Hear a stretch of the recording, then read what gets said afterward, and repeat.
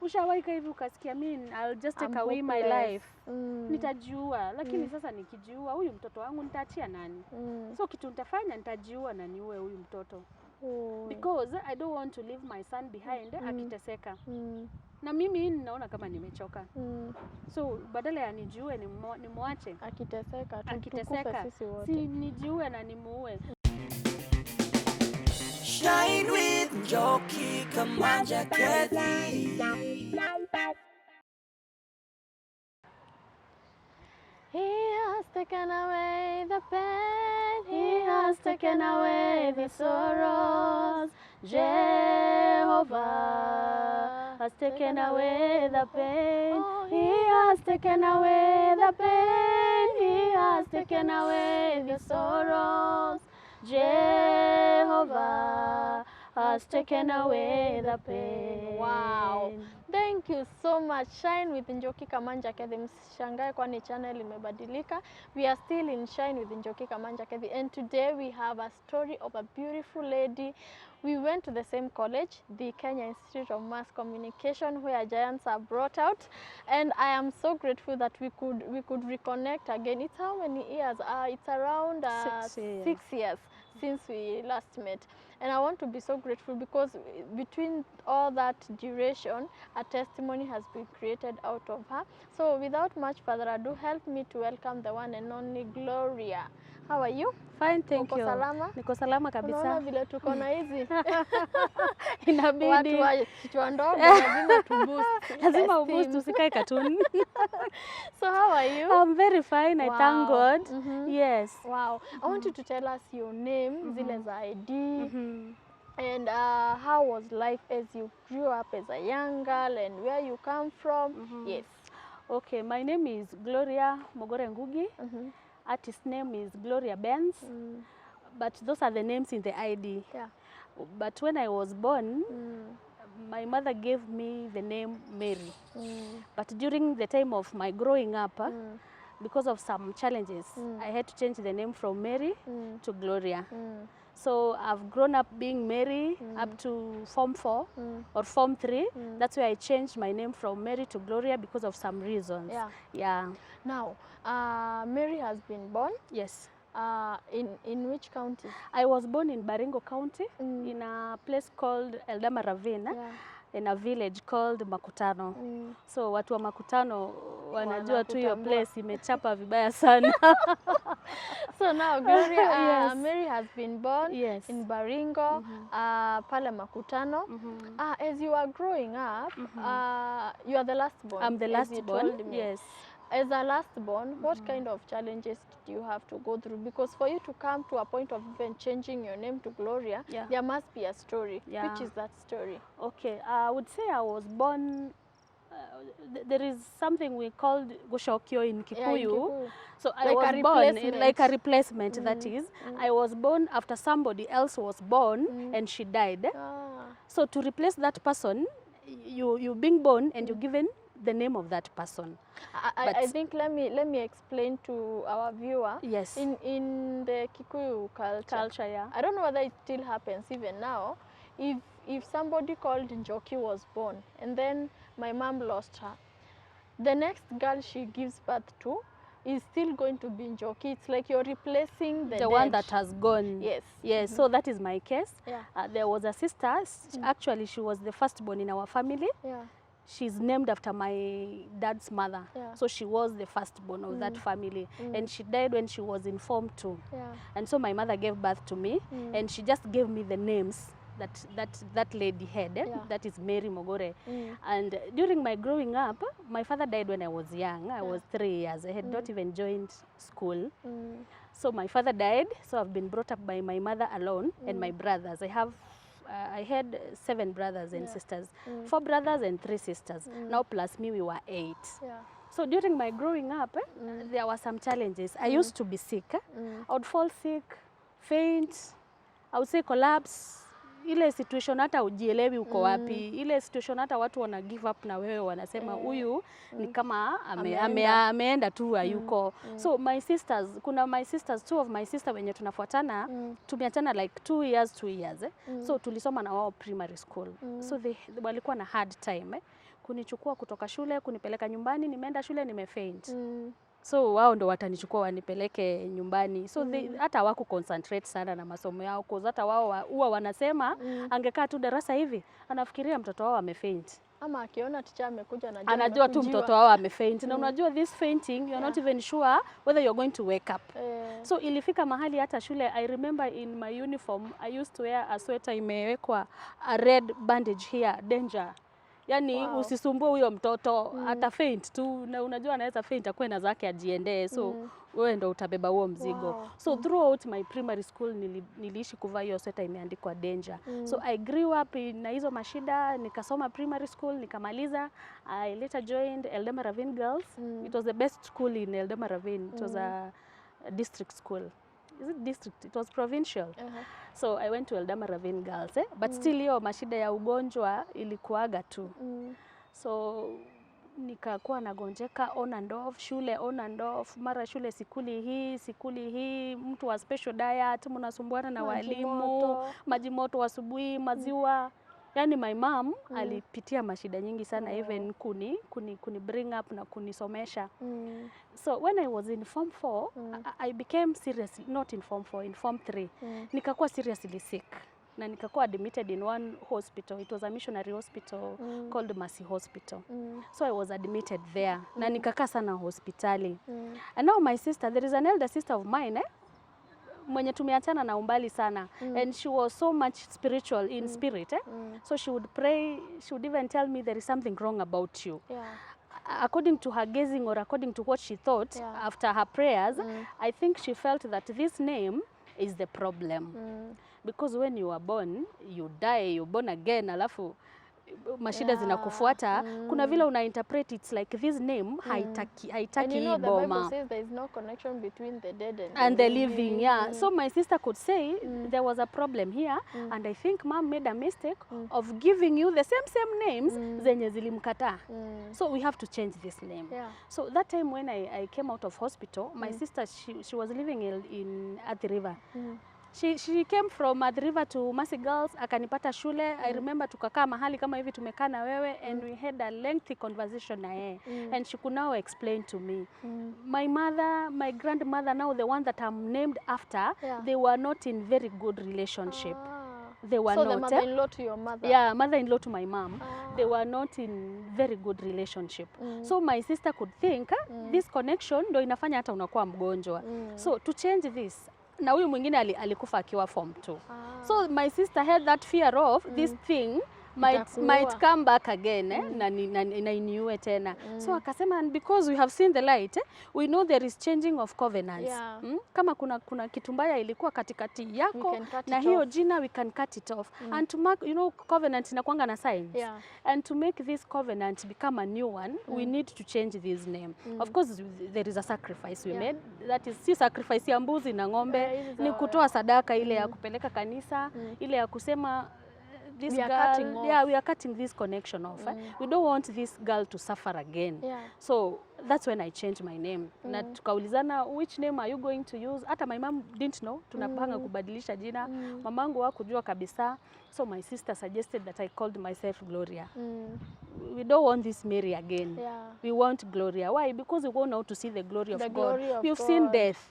Because now my sister had died, and my father had died too. So anasema, we don't want to bury. We want the glory. We don't want death. We don't want to bury anyone else in this family. We want to see the glory of God now. And not because it is you.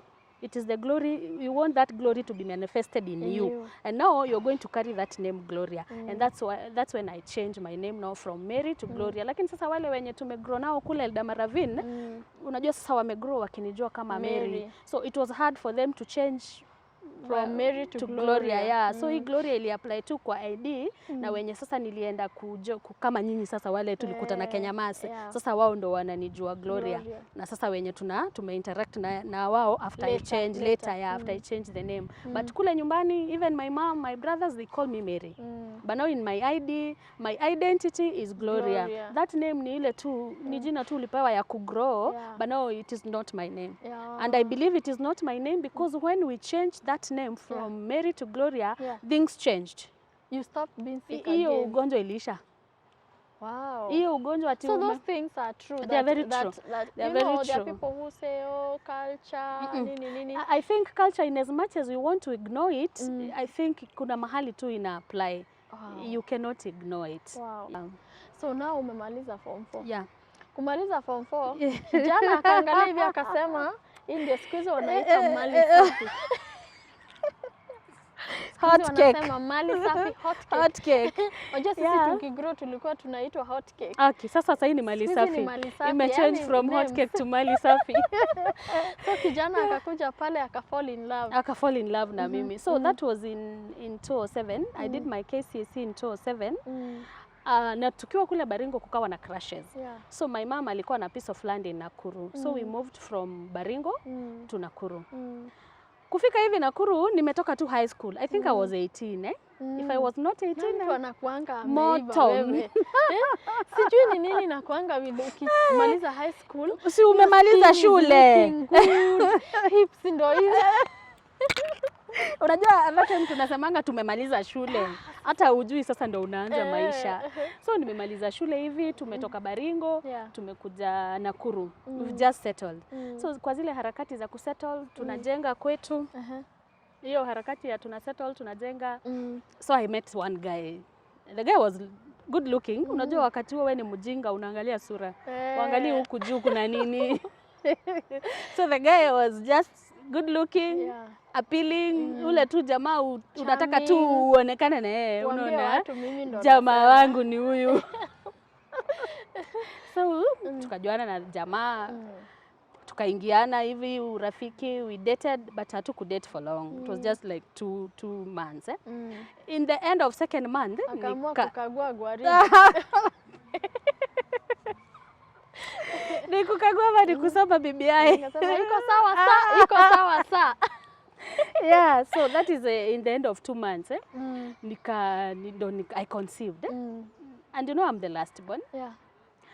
The rest of my sisters, let me just concentrate on my sister because I'm a lady. Yeah. So whatever challenge that I'm going through, my sisters have gone through them. So I'm not an exception. Kama wao wameweza kusimama, why not me? You see? So my elder sister alikuwa amemaliza college, akaolewa ndo akapata mtoto.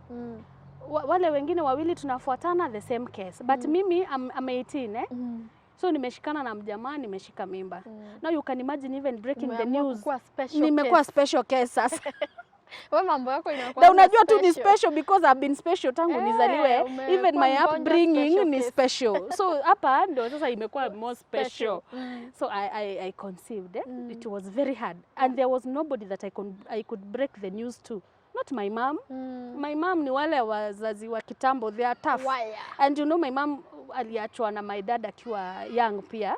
Na aliachiwa wanaume wazee, alee wanaume vijana. 8 children. So alikuwa tough. My mom was both unaongea asubuhi hadi jioni. My mom was both mom and dad. Na alikuwa tough. You can imagine those 4 brothers hata saizi ukiwaona uambiwe they have been brought up by a single mother hautaamini. But the toughness ya my mom iliwafanya wakakaa they are strong and they are just focused. And even the rest of my sisters. Lakini mimi nimepoteza mwelekeo. Umeamua wewe unajifanyanga mkali, wacha nitisho. So mimi nika conceive. So after I realized I was pregnant, nilijua niko na mimba like after 2 weeks. Ile tu nasikianga funny. And the person I could go to ni huyu tu jamaa. Juu utaenda waambie sister yako you're pregnant, where do you even start? You cannot go to tell he had promised the world, so give me the world. Yeah, so I went to the guy, nikamwambia, now you know what, I feel, hata sikumwambia I'm pregnant, because I had not even confirmed. So I told the guy, I feel like I'm pregnant. And the guy was like, oh, it's okay. Tutalea mtoto, kwani kuna shida? And I was like, hey, niko na bahati. Unajua shida ni uambie mtu akwambie, huyu mtoto si wangu, mimi hata sikujui. But this guy hakukataa, aliniambia fine, tutalea mtoto, there's no problem. And I was like, now I can have the confidence. Jamaa akaniambia, and now because sijajipanga, na mimba bado ni changa, si ni wiki 2. Wewe usiambie mtu, kanyagie story. Na mimi nikanyagie. Anadhania mimba ni matunda. Utaficha kwa mfuko. sasa akaniambia wewe kanyagia story, nijipange nijue vile tutafanya. Si mimi na mimi nikakanyagia story. Si unapenda mtu akishakwambia na wacha hata kwa mapenzi ushashika mimba yake nini nyingine sasa ashakwambia ukanyagia story. Ndio mimi nikakanyagia story. So I kanyagiad the story. But I realized immediately after nimemwambia I feel like I'm pregnant. 2 days later nikarealize the way of communication between me and him has changed. Nikarealize hata simuoni. Kuna vile hata angekuja kunitafuta. Nikarealize I'm not seeing this guy. What happened? Kupiga simu yake iko mteja. Sasa nikaanza kugeze. Hapa si kuzuri kimeumana. So nikaamua one morning tu wacha niamke niende nimtafute tu, unajua tu mabeza wa majamaa. Wacha niende nimwangalie. Tena juu ni jamaa wako unajua mashimo. Alafu hata mabeshte zake wanajua huyu ni jamaa wangu. So hata nikienda mahali najua ni bezi yake ni mkose, obviously nitapata 1 or 2 of his friends. Waniambie fulani ameenda wapi. So I went to place nilikuwa najua anapenda kukaa. Sikumuona. Nikauliza friend nilikuta hapo. But I noticed friend yake vile ananiona nikikuja kuna ile tu reaction. Na notice hapa kuna kitu jamaa ananiangalia anaanza kucheka. Nikasema okay maybe ni urafiki ndio inamchekesha. So I went to the guy nikamuuliza hi kwani fulani yako wapi? I've not seen him, I've not heard from him for 2 days. Phone yake iko mteja, jamaa anacheka. Namwambia no what's funny? Ananiambia no see you are pregnant. Nikashtuka. Nikashindwa. Si tulikanyagia story. Kwani kulienda aje? Nikamuuliza how do you know I'm pregnant? Akaniambia jamaa wako ameenda Nairobi. Na ameacha ametuambia uko na mimba na hana kazi yako. That period was painful. I cried through the whole period. Hata ungeniona. Kuna picha huwa naeka kwa status sana. Sijui kama ushawaiona. You saw it. Yani nilikuwa nimegongwa na stress kabisa because you don't even know utazaa mtoto avae nini, akule nini. Unajua the whole of 9 months niliishi kunyamaza hivi. I had no one to talk to. Wow. Mimi that time ndio nilijua depression is real. Uko na vitu zinakusumbua kwa roho yako and there is no one you can talk to because everyone anaona umefanya makosa kubwa sana. So no one can even listen to you. So nilipitia hiyo changamoto sana. 9 months zikaisha. Mamangu wakati nimemaliza nimefika 7 months ndo kaanza kufanya shopping moja ya manguo za mtoto. Anaenda anakuja na napkins, anakuja na shawl na anaweka. But I will tell you for free that mamangu alinunua shawls 2 na hizo ndo nilienda nazo hospitali. Hakuna zingine. Akanunua napkins zile dozen moja tu na nikujifinyilia ni ile atafute. Na hizo ndo nililea nazo mtoto nikamaliza. In fact si zinakuanga 12. Alinunua ikiwa dozen, alinipea 6. Hizo 6 akaweka. Utumie 6 kwanza. Nililea mtoto wangu na 6. Hizo 6 mimi sijui zimewekewa nani hapo nao. Mama toa napki. Alinipea hizo 6, hizo zingine akaweka. So you can imagine ni kununua zile mavitambara na nguo zako. Manguo. No, advantage ni ati there was another sister of mine mwenye alikuwa na mtoto na walikuwa wameachana na wangu na 1 year. So alivaa manguo zake. So ile ati mtoto amezaliwa ni manguo za newborn, nitoe wapi? Newborn ni wewe. Ni wewe na watu wewe. Nikajifungua na nikaenda nyumbani. So bringing up that child was so difficult because you have no income. Mamangu si ati anafanya kazi. Amezeeka pia, afanyi kazi. So anategemea ile afanywe shopping na my brothers. So hiyo ndo unategemea. So if my brothers feel like they are not going to support you, then you will remain unsupported. Because hauna yako. Na unajua ile ya kutegemea ni mtu tu akuhurumia moyo anakupatia. So bringing up that child was so difficult because unakaa ukitegemea tu whoever that will have sympathy on you. And if anybody feels like it's up to you, then it's up to you. So mtoto wangu hata manguo, I could even count. Ana manguo. Hata maizo manapi nimekuambia my mom gave me 6. Hizo zingine ni rarue manini. Alafu tena in my upbringing, juu ya hiyo kugonjeka, mimi sio mtu ule ningeamuka niende kibarua. Sijawahi lima. Sijawahi fanya kazi nyingine. So hata ile unajitumanga uende kibarua at least upate 100 ununulie mtoto ndizi, siwezi enda. Sijui nitaanzia wapi. So it was that difficult. Then mahali hata imekuwa worst kabisa, mtoto wangu akaanza kugonjeka at the age of 6. Not at the age of 6 months. Ndo alianza kugonjeka, akaanza pia kuconverse. Ile yenye nilikuwa inanishika nikiwa mdogo. But hii yake nafikiri, okay, I could not remember mine vile ilikuwa because sasa mimi ni vile huambiwa. But yake ilikuwa so serious. Ile tu angeshikika, ananyamaza, anakauka, at times anatoa hiyo pofu. Unajua huyo amekufa. Mpaka ukimsikiza hivi apumui, roho haipigi. So mtoto wangu akaanza nayo kushikika hivi. Alikuwa anashikwa na fever, dakika ingine he's normal. Yani I cannot even count the so many times nimepiga nduru kwa hiyo barabara. Juu saa ingine mtoto tuko sawa, tunaenda duka, nimebeba kwa mgongo, kameshikika. Kameshikika kwa barabara. Ukiangalia hivi unakuta mtoto amekondoa macho. Si ni ukupiga nduru ukikimbia hosi.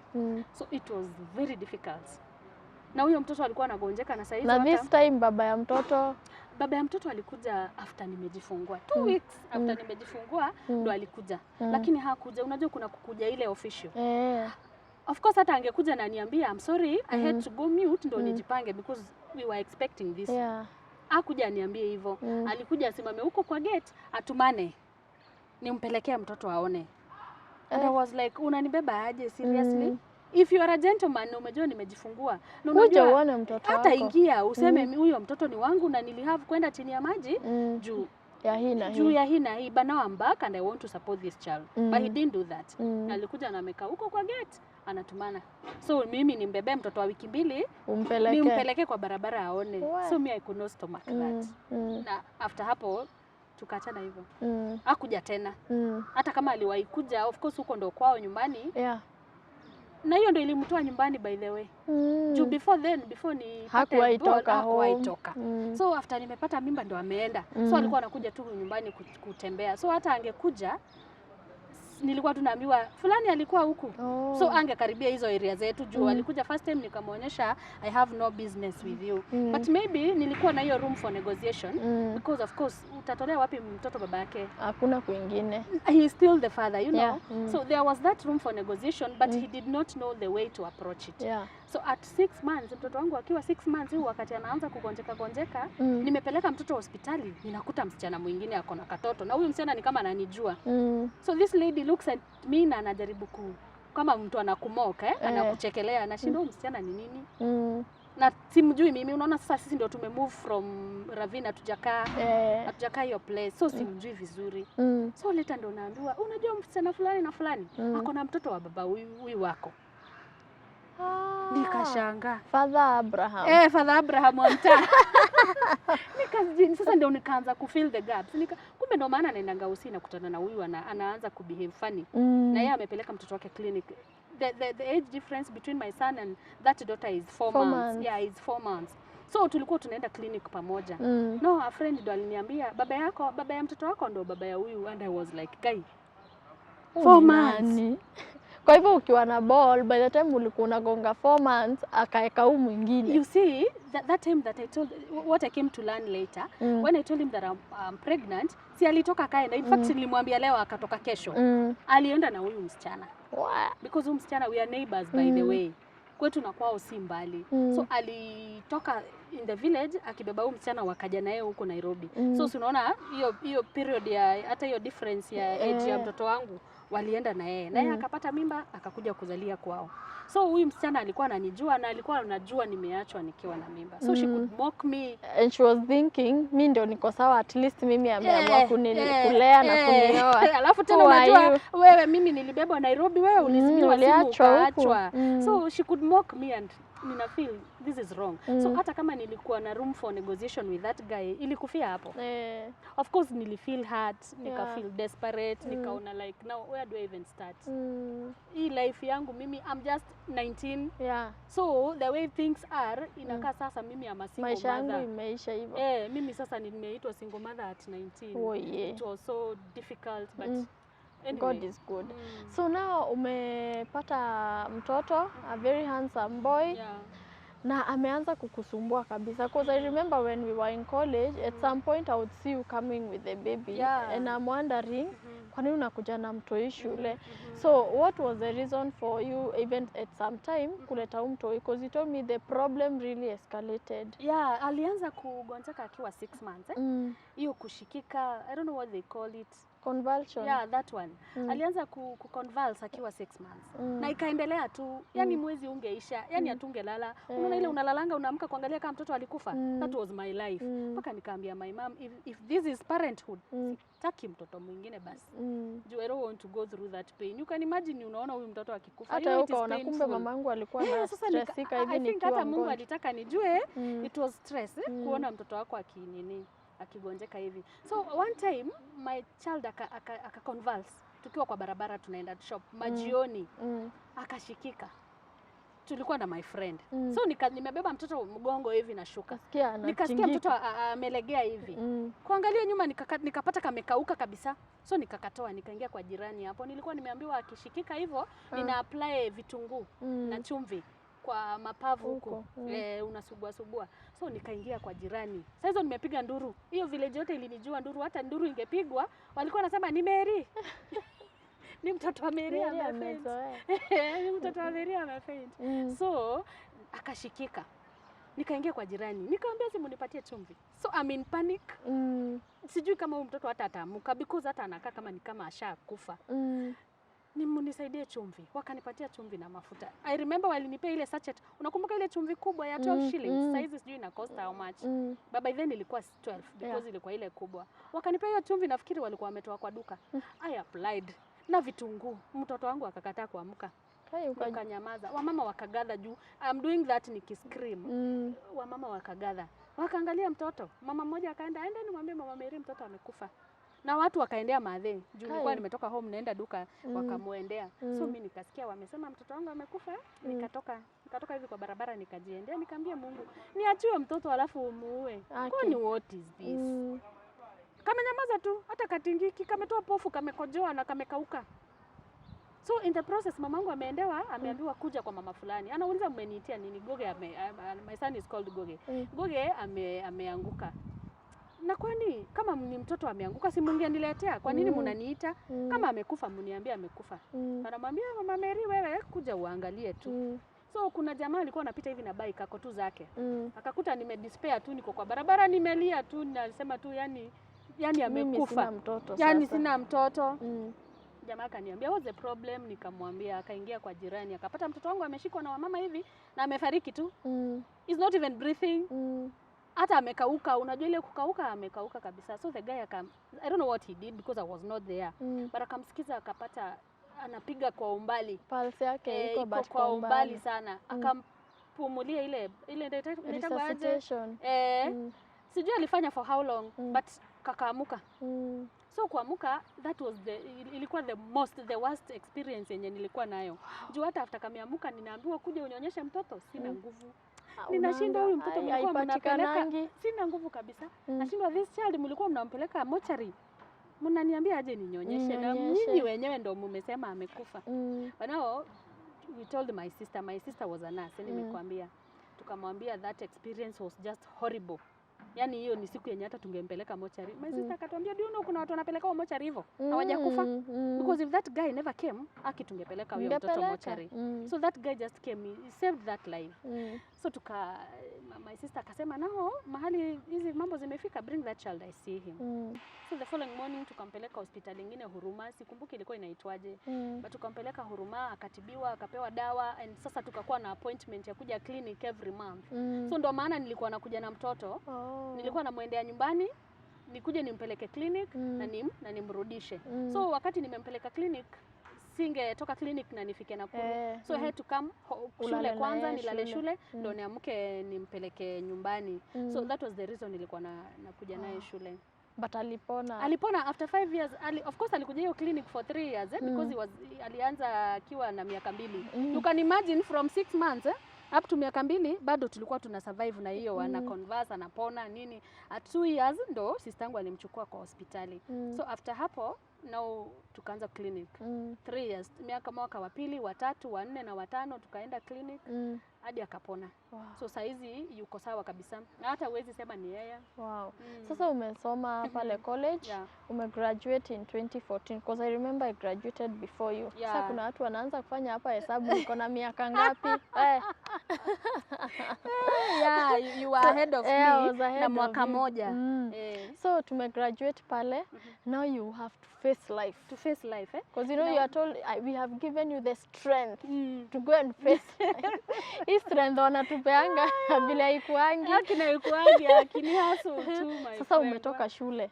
Because I remember even in college you would sell earrings for us. Because you know now, I think when immediately somebody becomes a mother, there is a certain mind inakujanga I have a life, I have a life to take care of. So earrings nazo ulituuzia. Niliuza. You see, when I was joining college, mtoto wangu ako na miaka 2. So mwaka wa 3 anaanza shule. Anaanza shule na mimi nimeenda college. By the way, me going back to school, ni mamangu tu decide wacha tumpatie another chance. But my brothers, they were really against it because walikuwa okay, I don't blame them. Hata kama ni mimi ningefanya hivyo, it is very normal. I think walikuwa wanaona nitaenda tu niwazalie tena. Na kwanza hii ni Nairobi, wanaume lugha wamesafisha. Na ni Nairobi unaenda wewe. Ulimi ni na ulishindwa kusurvive Nakuru. So nilikuja shule na ile tu ni mama yangu tu amenisupport na my 2 sisters walikuwa wamenisupport sana. So I came to Kenya Mass. Kukuja Kenya Mass, my sister alikuwa employed sana.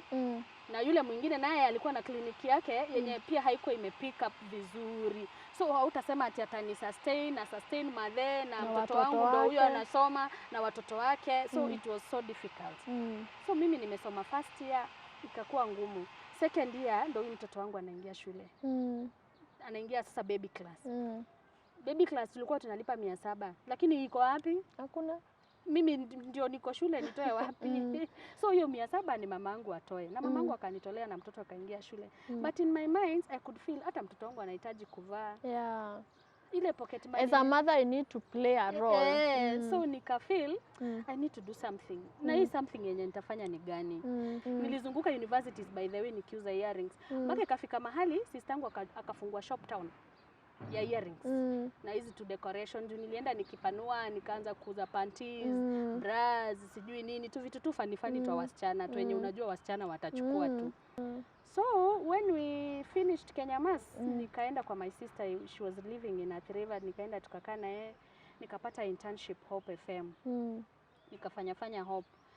Kidogo my sister akapass on na nilikuwa nakaa kwake. The other one amehama ameenda Nyeri. So huyu ndo my only hope nitakaa tu kwake. Akapass.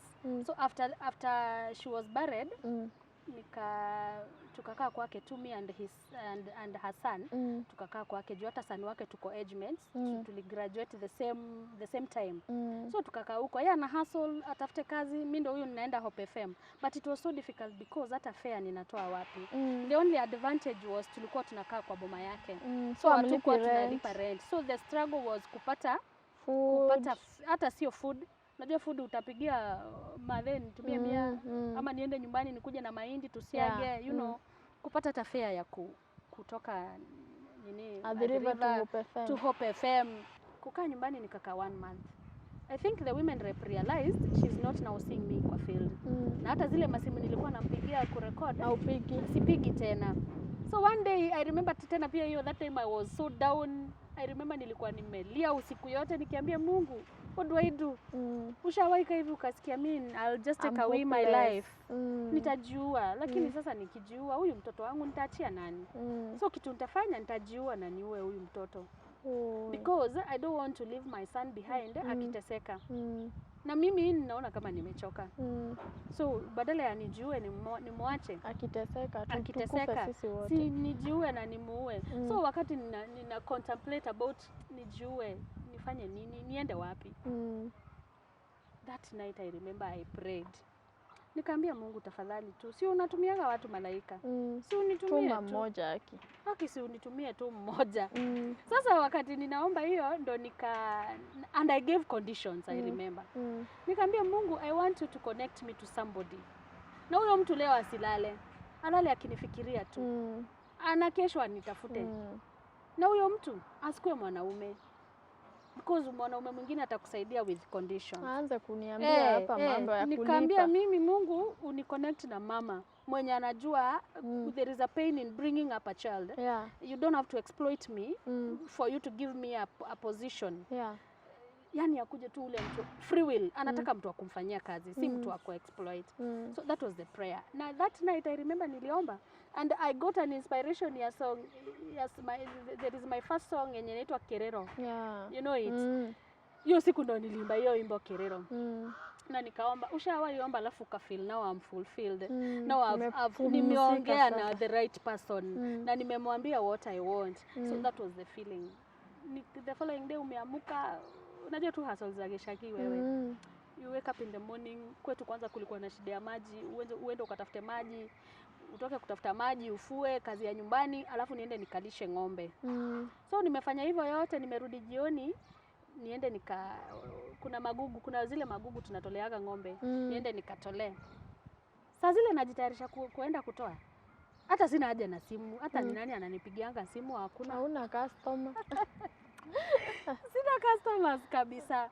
So when najitayarisha kurudi kwa shamba, nishatokea kulisha, nishapika lunch.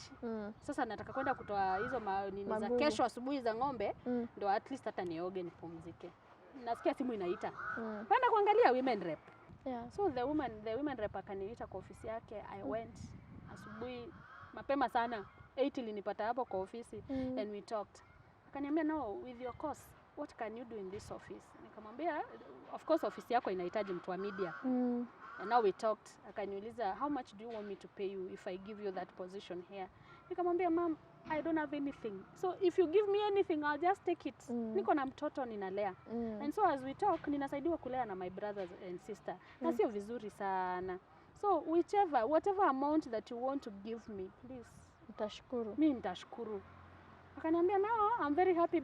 This is the answer that I've been looking for. I've been calling guys here, journalists, wenye naona kwa field ninawaita ndo niwape that position, but unaona ni mtu akona pesa. Kwanza akiona hii ni ofisi ya government, anataka pesa mingi. And because this position is not there, I want to create it. So lazima nikuwe careful. So I was given that position na nikaambiwa enda ujitayarisha hii wiki, on Monday uanze kazi. And that's why I landed kazi hapo kwa women rep, nikafanya 2016 na 2017. So 2017 ndio kukakuwa na elections zingine. Tukatoka kwa ofisi. Juu sasa hajachaguliwa tena. Hakuchaguliwa. Mwenye alichaguliwa obviously lazima akuje na group yake. So hatukuwa na chance hapo. So we had to leave. Sasa umetoka kazi? And then sasa I want to kuwe like fast forward. Ndio ukuje mahali uanze kuimba. What was going through your mind? Because sasa I get to understand that since utoke kwa women rep to you come in to sing and being a reporter, it was a dry season. Yeah, it was. It was really a dry season. Lakini kuimba sio ati nilianza hapo that day ati nakwambia niliimba Kerero. That was not my first song. I used to write songs hata nikiwa primary. I remember there is a song I wrote in class 6. Na saizi bado ina ring kwa mind. I've never recorded it, but I know one day I'll record it. It was my first song. So kuimba niliimba in church, nilikuwa naimba Sunday school, naimba youth, naimba brigade, naimba na wamama. You see, so kuimba it was kwa ndani yangu. Lakini sikuwa na uwezo wa kwenda kurecord wimbo. Na nikakuwa tu nikijua God, because you've put this thing in me, I know it will one day it will come to pass. For you to come to this point sasa umeimba ndio ukue reporter. You were telling me about that story. I want you to tell us hiyo siku ndio hadi sasa mpatane na George Jabez. That day what ndio sasa upate hiyo call ya George. I want you to tell us that day. So nimeanza kuimba na nimefanya my first album, that is Kerero. Kerero ilikuwa na nyimbo 5. So after nimeimba hiyo Kerero, watu wenye tuko nao studio wananiambia unaimba vizuri. So nikapata hati ya kufanya nyimbo zingine. Nikaimba wimbo inaitwa Ni Darega. And tungeenda bariu, tungeenda harusi, tungeenda to function hivi na unapewa ruhusa uimbe. So nikaenda mahali nikaimba huo wimbo unaitwa Ni Darega. Ni Darega is a song yenye inasema I refuse. Nimekataa kupitia haya mashida. Yani nimekaa kwa wilderness sana. And you know, sometimes unakanga kwa wilderness because you are comfortable. You don't see like you need that change. So I felt like now I'm telling you God that I need this change. Yeah. And God cannot give you a change when you don't want it. So I had to tell God that nataka that change. So I recorded that song. And when I recorded it, nakumbuka hiyo wimbo iko 8 minutes. But when I did it, producer akaniambia wimbo hata atukati. Nikamwambia hapana, tuifanye ikuwe 5 minutes. Akaniambia wimbo ni tamu. Akaniambia this song is so sweet. So we cannot make it 5. Hata mtu harealize ikiisha. Unabaki ukisikiza the words. Nikamwambia it's okay, kabaki 8. So we went for a certain burial and I was given a chance to present and I did that song Ni Darega. So a colleague akaniambia, Gloria, who did that song to you? For you. Nikamwambia umeshoot video. Nilikuwa nishoot video na mtu anaitwa Mushina. Nilikuwa shoot video lakini by then sijajua hata ku market. Nina shooting wimbo na ninaziacha tu kwa YouTube. Even right now I've not marketed my song so well. So nilikuwa nimeshoot na nimeiacha hivyo. Akaniambia no, this song is just wow. What to do? I would advise you go look for Jabez. Sasa hizo ndo ile brand ya Jabez ilikuwa kila mahali. Kina John Praise kila mahali. Kila mahali alafu unaona Jabez anafanyia watu. Drones. Drones. Nitoa wapi pesa ya drones mimi? Sasa na unajua pesa yenye nilipatiwa na Women Rep ndo nilifanya nayo album 1. Na hii album 1 hata niliporwa. You know? Niliporwa ile unakutana na producer. Kwa wana notice uko mgeni au uko mgeni wanataka kukuchanua. Kuna mtu tulienda kushoot naye video Naivasha. Nilishinda hapo sikumuona. Na nishamlipa na ameniingiza box, nimemlipa pesa yote. Sikumuona. So sina pesa. Ile pesa nilipewa ya kwanza nilifanya album 1 juu nilibiwa, nikarudia tena, nikarudia na huyu Mushina. So jamaa kaniambia no, tafuta Jabez. Jabez ako more expensive lakini mtafute tu because atakumarketia wimbo iko tu sawa. Na mimi nikauchukua ukawa mzigo. Unajua sometimes you never know voice yenye Mungu anatumia. So nikasema God, when you give me money, I'll just do this song. Nitatafuta huyu Jabez. So kuna ile marupurupu nalipagwa kwa government ukifanya kazi. Ndio tukapata hiyo. Nilipata leo, kesho napigia Jabez. Anambia it is okay but kuna position hapa imetokea Kameme. Can you be a reporter? Nikamwambia I can. Very nice voice and a very inspiring songs. And thank you so much for watching. And as we always say, you're the light and you can shine. Shine with Njoki, Kamanja Kathy.